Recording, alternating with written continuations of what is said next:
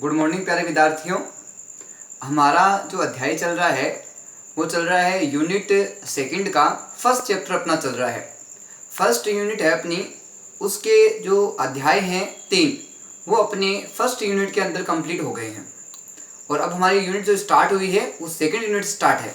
और second unit के अंतर्गत है हमने जो अपना चैप्टर प्रारंभ कर रखा है वो संसद से संबंधित है। संसद के अंतर्गत लोकसभा और राज्यसभा से तो हमने बात की पूर्व वीडियो में अपने संसद से संबंधित कि संसद है वो क्या है एक प्रकार से, इसके साथ ही संसद के भाग कौन कौन से हैं और इन भागों का वर्णन कौन कौन से अनुच्छेद में किया गया है, हमने इसके बारे में प्रमुख रूप से चर्चा की। तो संसद है उसका जो वर्णन किया गया है कौन से अनुच्छेद के अंतर्गत किया है, 79 के अंतर्गत संसद का वर्णन किया गया है। इसी क्रम में हमने अध्ययन किया था संसद के अंगों का। संसद के जो अंग है प्रमुखतः 2 अंग बताए गए हैं, कौन कौन से, लोकसभा, राज्यसभा और इसका जो अभिन्न अंग है वो है राष्ट्रपति, जिसकी हमने चर्चा पूरे वीडियो में की थी। हमने इसके साथ ये भी चर्चा की थी कि जो राज्यसभा है उसका वर्णन किया गया है अनुच्छेद 80 के अंतर्गत और जो लोकसभा का गठन का वर्णन किया गया है वो किया गया अनुच्छेद 81 के अंतर्गत और राष्ट्रपति इसका अभिन्न अंग है। इस प्रकार संसद का निर्माण हम कहा जाए तो लोकसभा, राज्यसभा और राष्ट्रपति से मिलके होता है और राष्ट्रपति का विशेष महत्व होता है। इसके बारे में हमने चर्चा की थी कि राष्ट्रपति है वो एक विभिन्न महत्व का जो है अंग कहा जा सकता है कि जो भी बिल है, विधेयक है, उनको जो कानूनी रूप प्रदान करता है वो प्रमुख रूप से कौन प्रदान करता है, राष्ट्रपति प्रदान करता है। और इसके साथ ही क्या है, जब तक किसी बिल या विधेयक पर जब तक राष्ट्रपति के हस्ताक्षर नहीं हो जाए तब तक वो बिल या विधेयक किसका रूप नहीं लेता, कानून का रूप नहीं लेता। तो हम आज आगे अध्ययन करेंगे जो हमारे अन्य महत्वपूर्ण इससे संबंधित जो टॉपिक है उसके बारे में। तो बात आती है आज का जो हमारा टॉपिक है, विषय है, वो है हमारा संसद की भाषा से। इसके साथ मैंने आपको जो हर वीडियो में एक बात कहता हूँ उसको वापस रिपीट कर रहा हूँ कि जैसे जैसे आपको पढ़ाया जा रहा है वैसे वैसे क्या है कि आप इसके नोट्स तैयार करते रहें। नोट्स तैयार करने से क्या होगा, पहली बात आपकी लिखने की जो हैबिट है वो बनी रहेगी, दूसरी बात लिखने से वो चीज़ आपकी वापस रिपीट हो जाएगी, तीसरी बात है जब पढ़ाया जा रहा है वो भी आपके क्लियर होता रहेगा और दोबारा जब उसको चौथी बार आप रिवीजन करोगे तो एकदम वो चैप्टर है, वो आपके टॉपिक है वो क्लियर हो जाएंगे एकदम। तो इसलिए साथ साथ आपका अध्ययन करने से बेनिफिट आपको बहुत सारे मिलेंगे, इसलिए साथ साथ क्या अध्ययन आप करते रहें। अब बात आती है आज के हमारे जो बिंदु है प्रमुख वो है संसद की भाषा। अब हमने बात की थी कि संसद में विभिन्न राज्यों को प्रतिनिधित्व होता है, किसी एक राज्य का प्रतिनिधित्व न होके विभिन्न राज्यों का प्रतिनिधित्व होता है, जिस कारण क्या है कि विभिन्न क्षेत्रों की विभिन्न विभिन्न भाषाएं होती है, विभिन्न विभिन्न बोलियां होती है। क्षेत्र के आधार पे जैसे जैसे हम 100 किलोमीटर 200 किलोमीटर आगे बढ़ते जाते हैं हम देखते हैं कि प्रत्येक क्षेत्र की जो संस्कृति है, सभ्यताएं है, रीति रिवाज है, भाषा है, बोलियां हैं वो परिवर्तित हो जाती है।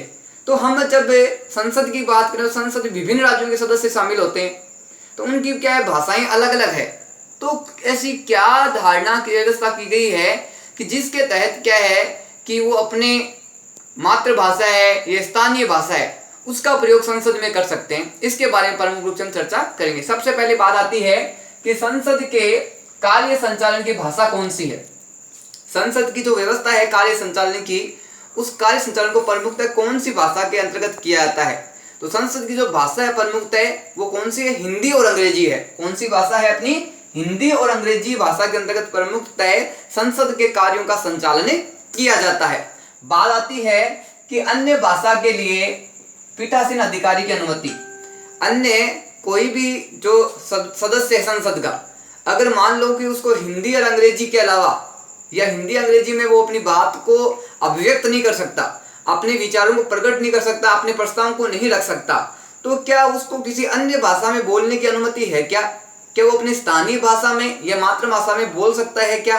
तो ध्यान रखना कि वो अपनी मातृभाषा में, स्थानीय भाषा में बोल सकता है, लेकिन उससे पहले क्या है कि उसको जो पीठासीन अधिकारी है, यानी हम लोकसभा की बात करें तो अध्यक्ष और उपाध्यक्ष, और हम जहां राज्यसभा की बात करें तो सभापति और उपसभापति है, व्यवस्था की गई है।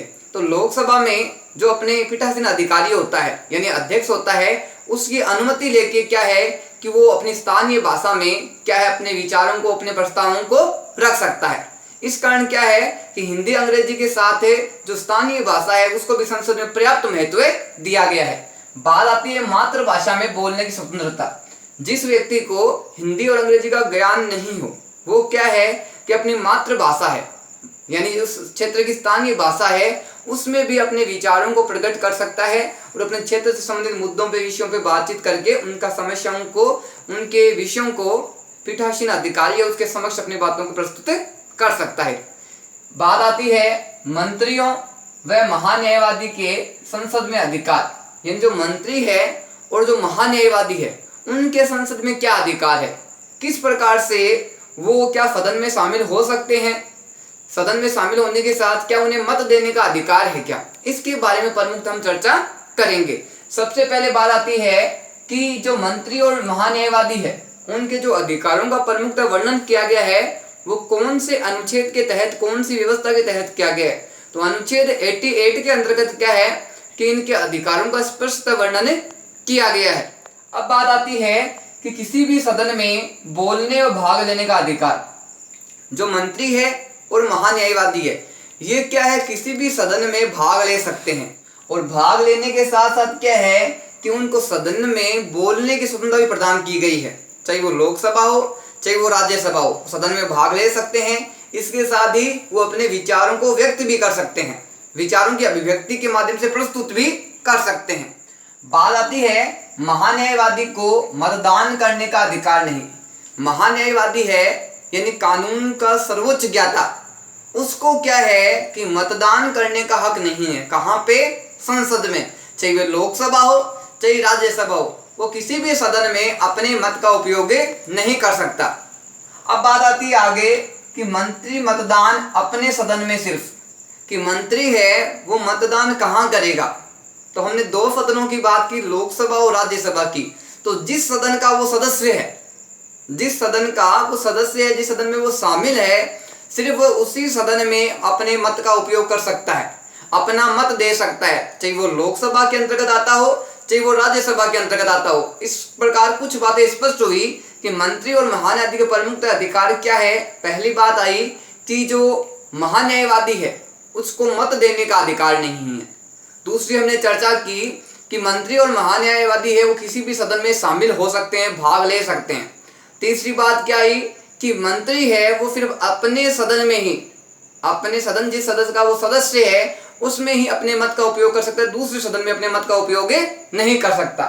अब बात आती है कि महान्यायवादी है वो क्या है, उस पद की व्यवस्था क्या है, उससे किस विशेष बात का महत्व है उसको प्राप्त है। तो महान्यायवादी है वो भारत सरकार का मुख्य कानूनी सलाहकार होता है। एक प्रकार से कहा जाए तो कानूनी जो प्रमुख सलाह दी जाती है, उससे संबंधित जो जानकारी दी जाती है, उससे संबंधित जो कार्य किए जाते हैं भारत सरकार के द्वारा, केंद्र सरकार के द्वारा, वो किसके द्वारा किए जाते हैं? महान्यायवादी के द्वारा। भारत सरकार के जो मुख्य कानूनी कार्य है वो प्रमुख रूप से किए जाते हैं। उसमें सलाह कौन देता है? महान्यायवादी देता है। महान्याय यानी जो महान न्याय के बारे में या न्याय के बारे में संपूर्ण जानकारी रखता हो, उसके क्षेत्र में विभिन्न विषयों से जुड़ा हुआ हो और विभिन्न प्रकार का उसका नॉलेज उसका बढ़ा हुआ हो। उच्चतम न्यायालय में सरकार का प्रमुख वकील। हमने बात की कि न्यायालय क्या एक प्रकार से विभाजन किया गया है, बंटवारा किया गया उनका। सबसे ऊपर के सर्वोच्च स्तर पे क्या है? सर्वोच्च न्यायालय है। सर्वोच्च न्यायालय के नीचे का न्यायालय कौन सा है? उच्च न्यायालय है। और उच्च न्यायालय के बाद में जो न्यायालय आते हैं वो जिला न्यायालय आते हैं, उसके बाद में अधीनस्थ न्यायालय आते हैं। इस प्रकार से अपने जो सर्वोच्च स्तर पे है वो क्या है? उच्चतम न्यायालय है। बात आई इसमें कि वो उच्चतम जो न्यायालय है उसमें सरकार का यानी केंद्र सरकार का प्रमुख वकील होता है, प्रमुख अधिवक्ता होता है। बात आती है कि महान्यायवादी की नियुक्ति कौन करता है। तो महान्यायवादी जब केंद्र सरकार से संबंधित है, भारत सरकार का प्रतिनिधि एक प्रकार से होता है, तो उसकी नियुक्ति कौन करेगा? राष्ट्रपति करेगा। कौन करेगा? महान्यायवादी की नियुक्ति कौन करता है? राष्ट्रपति करता है।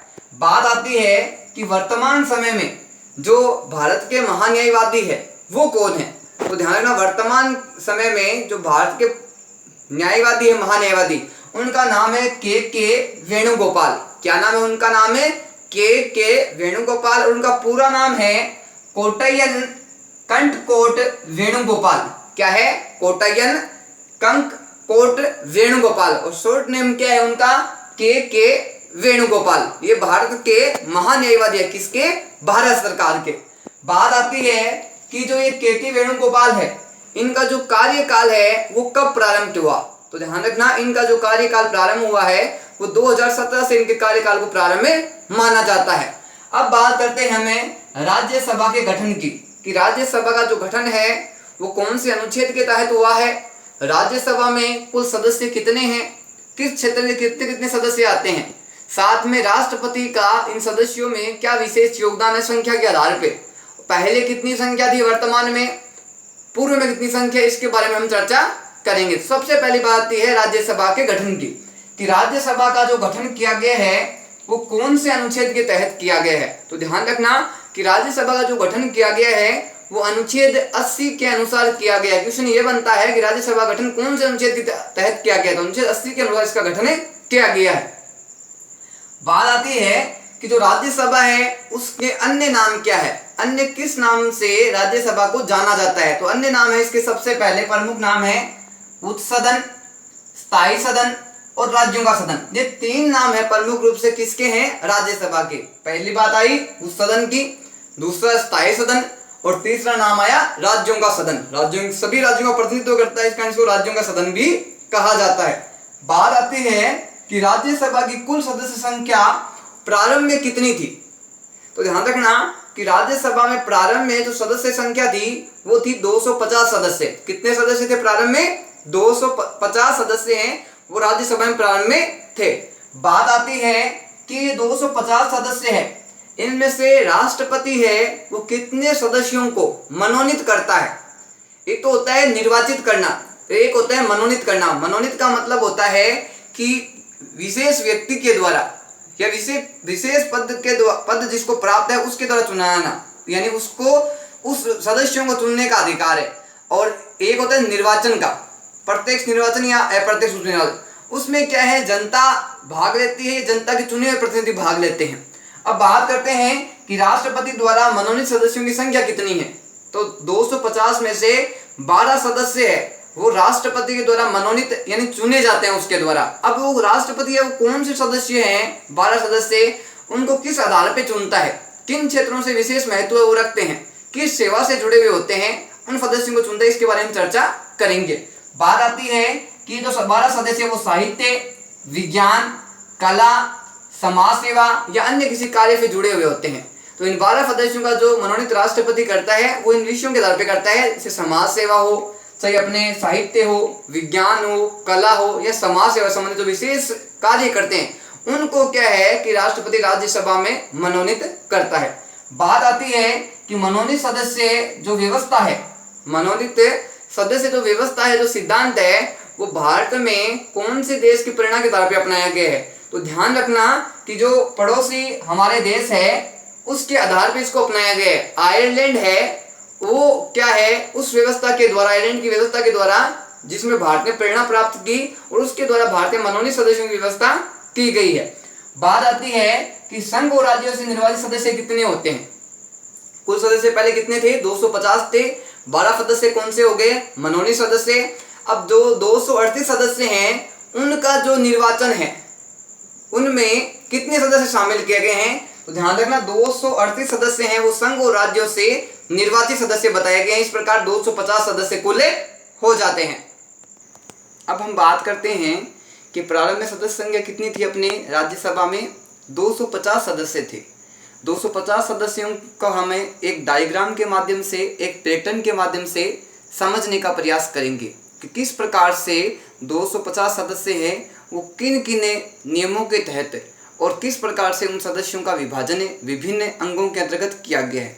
तो हम बात करते हैं अपने डायग्राम की 250 सदस्य संख्या के आधार पर राज्यसभा में। तो सबसे पहले बात यह है कि प्रारंभ में जो सदस्य थे राज्यसभा में वो कितने सदस्य थे, कुल सदस्य संख्या कितनी थी। तो प्रारंभ में जो कुल सदस्य संख्या थी राज्यसभा में 250 सदस्य थे। अब आती है कि 250 सदस्यों को हम प्रमुखतः 2 भागों में बांटते हैं। कितने भागों में बांटते हैं, 2 भागों में इनका विभाजन करेंगे। पहला जो हमारा भाग आता है वो है राज्यों व संघ के सदस्य। किसका आता है, राज्य और संघ के सदस्य। दूसरा हमारा जो भाग आता है वो आता है मनोनीत सदस्य का। किसका, मनोनीत। इस प्रकार दो भागों में इसको बांट दिया है, राज्य व संघ के सदस्य और दूसरा मनोनीत सदस्य। तो पहली बात आती है कि संघ और जो राज्य के सदस्य हैं वो 250 में से कितने सदस्य इसमें शामिल किए गए हैं। तो ध्यान रखना 238 सदस्य हैं वो राज्यों और संघ के सदस्य हैं। और बात आती है कि अब 238 तो अपने हो गए, दूसरा जो भाग है अपना वो है मनोनीत सदस्यों का। किनका है? मनोनीत सदस्यों का। तो मनोनीत सदस्य है वो 250 में से कितने सदस्य हैं? 12 सदस्य हैं, वो मनोनीत सदस्य हैं। अब हमने बात की थी कि मनोनीत सदस्यों का जो मनोनीत करता है वो कौन करता है? इन मनोनीत सदस्यों की जो नियुक्ति करता है वो करता है राष्ट्रपति। और ये हमारे जो विभिन्न राज्य हैं और जो संघ है उनके सदस्य बताए। इस प्रकार 238 प्लस 12 सदस्य मिलके कुल सदस्य संख्या प्रारंभ में बताई गई है वो 250 सदस्य बताए गए हैं। लेकिन क्या है कि आवश्यकताओं के आधार पे और कुछ विशेष परिस्थितियों के कारण इनकी सदस्य संख्या में परिवर्तन होता रहता है। और वो परिवर्तन है इस कारण क्या है, इनकी सदस्य संख्या है वो क्या हो जाती है? परिवर्तित हो जाती है।